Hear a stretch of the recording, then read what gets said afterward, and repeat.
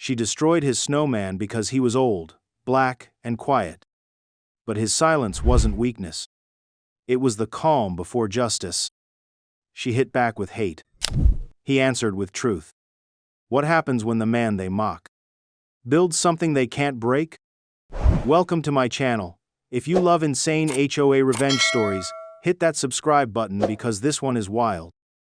My name is Leonard Whitfield. I'm 82, a black man with more winters behind me than I care to count, and I've lived on this street longer than most of these houses have had paint. Every December, I build a snowman in my front yard. Not some store-bought inflatable nonsenseno. Mine are hand-packed, balanced, detailed with care. The neighborhood kids love it. They stop by, laugh, take pictures. A few even help. Most of the neighbors smile, nod, call me Mr. Whitfield. All except Sandra Gables. She's the self-proclaimed HOA president, always wearing black blazers and a sour expression. Never said hello, just glared like joy was breaking some unspoken rule. So when I stepped outside and found my snowman smashed to pieces, I figured maybe some kids got rowdy. I may be old, but I'm not naive. After the second snowman got flattened, I decided to set up an old security camera from my workshop just in case. That night, the footage told me everything I needed to know. There she was, Sandra Gables, slippers, silk robe, storming across my lawn like she was on some holy crusade. She kicked the snowman's head clean off, stomped the torso like it owed her money, then Lord help me pulled a hairdryer from her pocket and melted the remains like she was purging evil spirits. I watched it all without a word. Next morning, I walked out, broom in hand, and quietly swept the broken snow into a pile. Didn't curse, didn't shout, just rebuilt. An hour later, I found a folded letter taped to my front door. Notice of violation, unauthorized lawn decoration, $400 per day until removal. Signed, Sandra Gables, HOA President. I stared at the paper. Not angry. Because I knew then this wasn't about snow. I've learned something in 82 years. When people try to silence you, shouting back only gives them what they want. But if you stay quiet and build something they don't see coming, that's how you win. The morning after Sandra's second attack, I didn't call the cops. I didn't knock on her door. I didn't even speak to the neighbors. I just got in my old Chevy pickup and drove into town. The man at the hardware store raised an eyebrow when he saw me loading a steel drum, 3 bags of quick-set cement, a few bricks, and 2 sheets of reinforcement mesh onto a cart. Big project, Mr. Whitfield. I just smiled. Something like that. Back home, I got to work. The air was crisp, the sky, the color of old denim. No one saw me. Sandra must have been napping behind her tinted windows, unaware that her little snow feud was about to shift. First came the drum, buried halfway into the earth as the snowman's core. Then I packed it tight with bricks and poured the cement in layers, smoothing it with care, like frosting on a bitter cake. When it dried, I wrapped the core with reinforcement mesh to help the snow stick. Finally, I layered snow over the whole thing. Soft, fluffy, picture perfect. Carrot nose, button eyes, scarf from my late wife's old coat. Details matter. From the sidewalk, it looked like any other snowman, but inside, it weighed just shy of 300 pounds. No foot, no shovel, no tantrum was going to take it down. But I wasn't done. Sandra didn't just kick and stomp, she used heat, so I sprayed the outer layer with water and let it freeze into a slick, invisible shell of ice. Slippery enough that if she tried to shove it, she'd lose her footing before she made a dent. For good measure, I embedded 2 bricks just above the base angle, just enough that, if rammed from the front, they'd concentrate the impact, not to hurt anyone, just to make a point. I stood back and looked at it, tall, proud, silent. A snowman on the outside, a fortress underneath. Then I turned and walked inside, didn't tell a soul, didn't post about it. Just sat by the window, sipped my coffee, and waited. Because Sandra wasn't finished. And neither was I. She came back the next night just like I knew she would. I was sitting by the window, lights off, cup of tea in hand. The snowman stood tall under the porch light, casting a long, silent shadow on the lawn. And then, Like clockwork, I saw her. Sandra Gables, in boots, coat, and fury. This time, she wasn't sneaking. She marched straight across the grass with a snow shovel clenched tight in both hands, like she was about to bury a ghost. She didn't hesitate, took a full swing at the snowman's head. Clang! The metal shovel bounced back like it had struck rock. Sandra stumbled, caught herself, and stared at the snowman like it had betrayed her. She swung again, harder. Clang! The snowman didn't budge, not a flake out of place. She circled it now, panting. I could almost hear her thoughts screaming. This wasn't supposed to happen. She'd flattened the last two with ease, but this one stood tall. Sandra dropped the shovel, stormed back to her driveway. And that's when I saw it, the moment where fury overruled reason. She got into her shiny Tesla, Moon, Doe 3, slammed the door, and revved the engine like she was in a Fast Furious sequel set in suburbia. I leaned back in my chair. She reversed, aligned the car with deadly precision, then floored it. What followed was poetry. The Tesla barreled forward, tires hissing over icy pavement, headlights slicing through the dark, and then impact. The front end folded like a paper cup. The bumper crumpled, the hood split, her left headlight blinked once, then died. The snowman didn't even flinch. I stood up, opened the front door, and stepped outside into the cold air. She was out of the car now, staring in horror at the twisted wreckage of her front end. I took a slow sip of my tea. "It's just snow," I said. She spun to face me, mouth open, hands flailing. You set me up," she shrieked. "Lady, I built a snowman," I replied calmly. "You're the one who chose to fight it with a luxury vehicle." Before she could spit out another word, I heard its sirens. 2 patrol cars rolled up, headlights illuminating the disaster on my lawn. Officer Mitchell stepped out, same guy who'd responded to a noise complaint last summer, also filed by Sandra. He took one look at the snowman, still standing proud, then turned to her mangled Tesla. "Ma'am," he said, already exasperated, "what exactly happened here?" "She built a trap," Sandra shouted. "He built that thing to wreck my car." Mitchell turned to me. I handed him a flash drive and a folder of documents.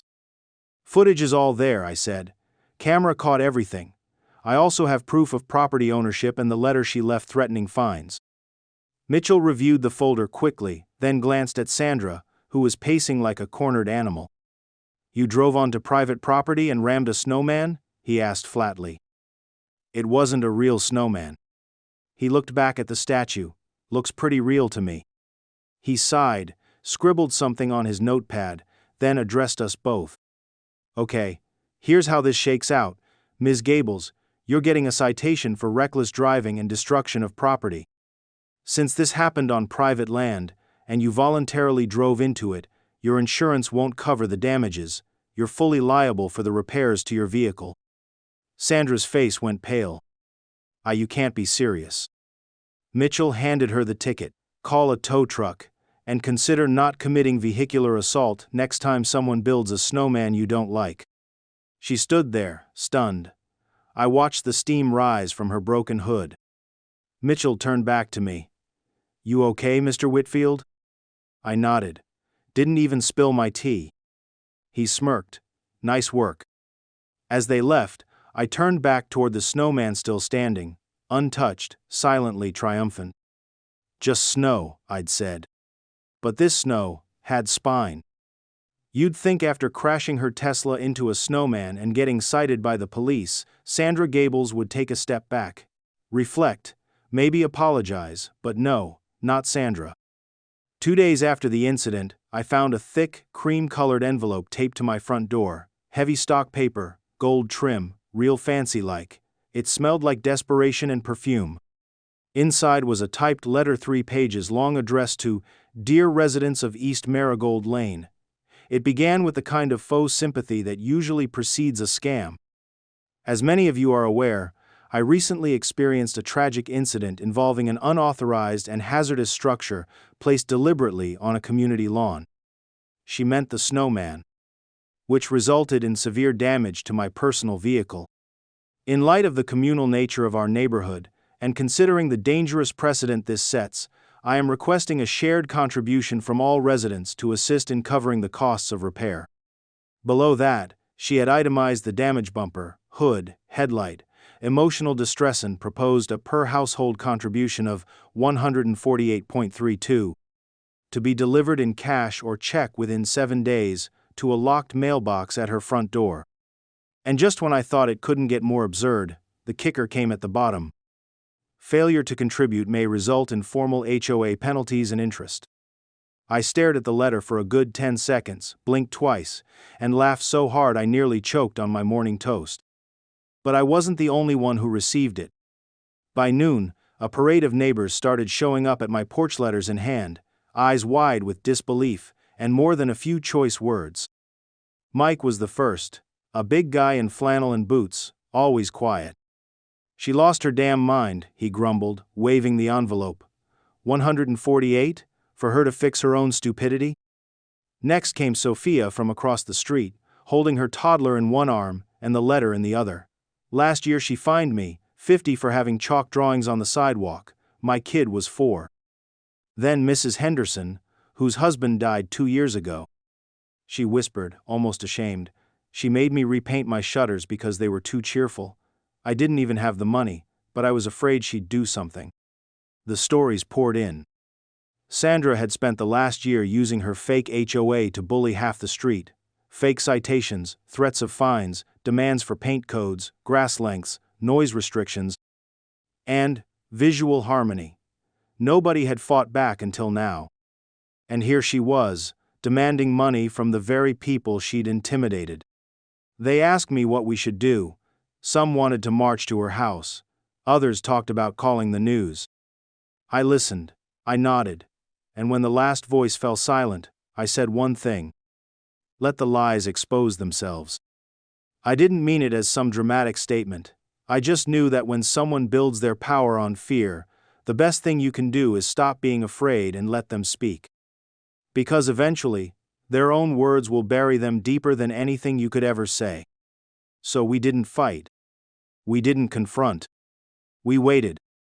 And as we waited, something changed. People who hadn't spoken to each other in months started trading stories. Neighbors who once kept to themselves began swapping letters, comparing notes, discovering they weren't alone. We photocopied her demands. We documented everything, and we watched. Sandra, oblivious to the storm she'd stirred, strutted around the neighborhood like a queen collecting rent.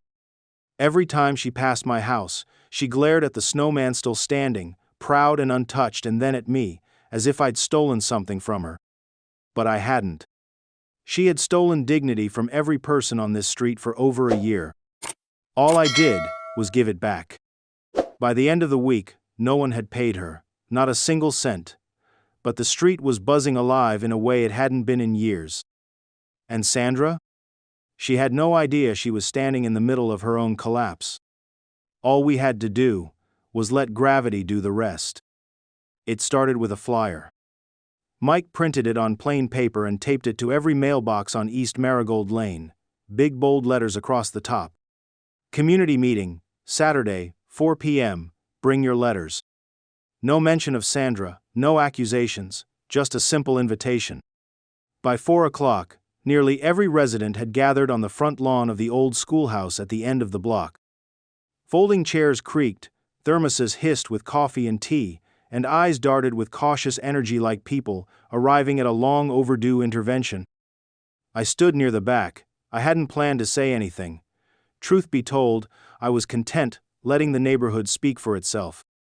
But when I saw the stack of letters piling up in Sophia's hands, fake fines, threats, payment demands, I knew silence wasn't an option anymore. The room quieted when Mike stepped forward. He held up his HOA notice and cleared his throat. I've lived here 10 years, never once signed anything about a homeowners association, but last week I got fined for hosting a disruptive barbecue. That barbecue was my daughter's birthday. A murmur rippled through the crowd. Sophia spoke next. I was fined $100 for sidewalk chalk. My child is 5, and I paid it. I was scared not to. An older man named Paul raised his hand. She told me my holiday wreath was offensive to community standards, said if I didn't remove it, I'd be reported to zoning enforcement. Story after story spilled out of petty harassment, made-up penalties, threats with no legal weight, and the thing that tied them all together? Sandra Gables. And her so-called hoe. That's when Mike nodded at me. I stepped forward slowly, pulled a USB stick from my coat pocket, and plugged it into the projector. 2 weeks ago, I said, Sandra Gables destroyed my Snowman, twice. Then she drove her Tesla into it. Claimed it was a hazard. Sent out letters demanding money from all of you. But here's what really happened. The footage played, silent, undeniable. Sandra in her robe, kicking snow, Sandra with a hairdryer, Sandra swinging a shovel like she was breaking into Fort Knox, Sandra ramming her own car into what looked like a harmless holiday decoration. Gasps echoed, then silence. Then laughter quiet at first, then rising into something cathartic. It wasn't mockery, it was release. When the video ended, I turned back to them. And that's when something remarkable happened. One by one, people pulled their fake HOA letters from coat pockets and purses and ripped them. The sound of paper tearing filled the room like applause. Some dropped them to the floor, others burned them in a coffee can someone had brought for trash. But the message was clear, they weren't afraid anymore. Then came the final blow. Mike stepped forward again, holding a manila folder. I called the county, he said, asked for records of our HOA meeting notes, founding documents, legal filings. You know what they sent me? He opened the folder. It was empty. There are none, because it doesn't exist. Silence. She told me, Mike continued, that we voted it in, that it was official, but the county says there's no record, no charter, no vote, nothing. Every eye turned to Sandra, who had just arrived, standing stiff in the doorway, lips pressed into a bitter line. Her eyes flicked around the room at the torn letters, at the smirking faces, at the stack of evidence laid bare. I was trying to create order, she said, voice tight. People were letting their yards fall apart, decorations were getting out of hand. No, I said. Everyone turned. I took one step forward, looked her in the eye. You don't get to rule what you don't respect. She flinched like the words had weight. Because they did. For over a year, Sandra had cloaked herself in fake authority, using fear and manipulation to prop herself up, but the moment that fear vanished, so did her power. She tried to respond, to defend herself, but nothing she said landed, not anymore. The meeting ended without a vote, it didn't need one. Sandra walked out alone, no one followed. And just like that, the illusion crumbled. The snow had finally melted. But the truth, it had only just begun to settle. It happened quietly at first. A black sedan with government plates parked near Sandra Gables' driveway early Tuesday morning. Then came a second vehicle, this one marked with the county tax authority seal. By 9:00 a.m., 2 uniformed officers were on her porch, knocking firmly with the kind of rhythm that didn't ask permission. I was already on my porch, mug of coffee in hand, watching through the steam. By 9:15, Sandra opened the door. From where I sat, I couldn't hear the conversation, but I didn't need to. Her body language told the story: first confusion, then denial, then the desperate hand gestures of someone trying to talk their way out of something that had finally grown bigger than them. Word spread fast. By 10:00, neighbors began appearing at their windows. A few came outside under the pretense of checking the mail. Mike wandered over to my porch and stood beside me in silence, watching as another car, this time, a police cruiser, pulled up and parked behind the others. They're really doing it, he muttered. I just nodded. About time. The officers entered Sandra's house with clipboards and a rolling case. 30 minutes later, they came back out holding boxes. Financial records. HOA dues, spreadsheets. Handwritten logs with names, dates, and amounts. All of it. Turns out, Sandra had been running what the investigator later called an unauthorized private enforcement scheme, charging neighbors for violations of non-existent rules, collecting payments in cash or under-the-table checks, and never reporting a dime of it to the IRS or local government. No oversight, no legitimacy. Just greed wrapped in fake authority. When they confronted her, she tried to claim it was all voluntary. Community donations, she said. Mutual upkeep funds. But the paperwork told another story. Threats of additional fines for non-payment, records of repeated collections from elderly residents, and even a few bounced checks she'd pocketed without notifying the sender. Fraud. Tax evasion. Impersonation of a legal entity. It was all there, in her handwriting. And now, so were the consequences. By noon, a third vehicle arrived, a moving truck, not to help her leave, to begin asset seizure. The county had ruled that, in addition to criminal investigation, she owed tens of thousands in unpaid taxes, restitution to neighbors, and penalties for impersonating an HOA. I sat quietly as the movers stepped inside her home and began removing furniture. First came the fake antique chairs she bragged about at neighborhood brunches, then the TV. Then the framed HOA president certificate she had printed from a novelty website. They even took the wine fridge. Sandra stood on the porch, arms folded, trembling, as the weight of her false empire was carried out piece by piece. She didn't cry, didn't scream, just stared at the ground like she was trying to find a crack big enough to disappear into. I stayed in my chair, rocking gently, watching, not with glee, but with a quiet kind of closure. Justice doesn't always shout. Sometimes it knocks twice, shows a badge, and gets to work. As the final box was loaded onto the truck, Officer Mitchell approached her. I saw him hand her a document, something official. Her hands were shaking. Then, without another word, he walked away. Mike exhaled beside me. Feels like the air just got a little cleaner. I took a slow sip of my coffee. She built a house out of lies. All it took was one good gust. The truck's engine started. Boxes of her false power rattled in the back. And for the first time in a year, East Marigold Lane felt like a neighborhood again. I sat there a while longer, alone on my porch. Steam rose from the mug in my hands. Snowflakes began to fall again, soft, light, untouched. And on my lawn, still standing strong, was a snowman. Unbothered. Unmoved. Unbroken. The eviction notice gave her 30 minutes. Sandra stood on her porch as the county officer read it aloud, her hands twitching, eyes darting from the paper to the neighbors gathering along the sidewalk.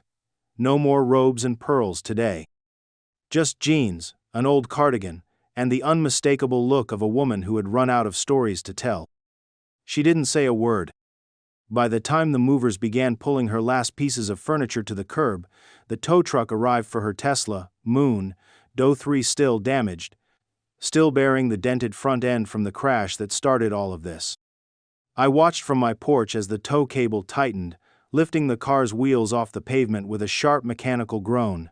Sandra turned away before it moved, like if she didn't watch it go, it wouldn't be real. But it was. It was real, all of it now. The fines, the fake HOA, the broken car, the seized furniture, and the neighbors she could no longer bully into silence. The empire she built with empty threats had finally collapsed, and not with a bang, but with the sound of cardboard boxes scraping wood floors. By noon, the house was empty. By 1, she was gone. She didn't say goodbye, didn't glare, just got into the back of a sedan with tinted windows and left, like a ghost being carried off by consequence. For a long time the neighborhood stayed still. Then someone clapped. It started slow, one pair of hands, then 2, then scattered applause that grew into laughter and smiles. Not the cruel kind, the relieved kind. The kind that comes from knowing something heavy has finally lifted. And me? I went to the shed. Pulled out one last bag of rock salt, a new scarf, a fresh carrot. The snow was good that afternoon, soft but cold enough to hold shape. I rolled the base carefully, packed the middle tight, and used the ice mold I'd kept hidden for years. 2 button eyes. A thick branch for arms. And, just as the sun dipped low and painted the lawn gold, I added a sign. Respect is the foundation. Simple, small, just enough. By evening, the neighborhood had noticed. Sophia brought her little boy to see it. Mike posed beside it, throwing up peace signs. Even the Hendersons came, holding hands, whispering as they smiled at the message. Kids took turns taking photos with the snowman. Parents laughed softly in the background. For once, no one looked over their shoulder for a warning letter taped to their door. They just enjoyed being neighbors. No rules, no fear, just community. Someone brought cocoa, someone else started a fire pit, and before I knew it, people were sitting in folding chairs on the very street that used to feel divided. I didn't speak much. Didn't need to. I just watched from the steps of my porch, hands wrapped around a warm mug, the same way I had 100 times before. But this time was different. This time, I didn't build a snowman just for myself. This one wasn't for memory. It wasn't to fight back. It wasn't even to prove a point. It was to mark the end of something bitter and the start of something better. And as the last rays of sunlight caught the sign on that snowman's arm, I found myself whispering. I built snowmen every year to remind myself winter still holds beauty. But this year, it reminded everyone that dignity stands taller than power. The wind rustled softly, the laughter of children echoed across the street. And for the first time in a long time, East Marigold Lane felt like home.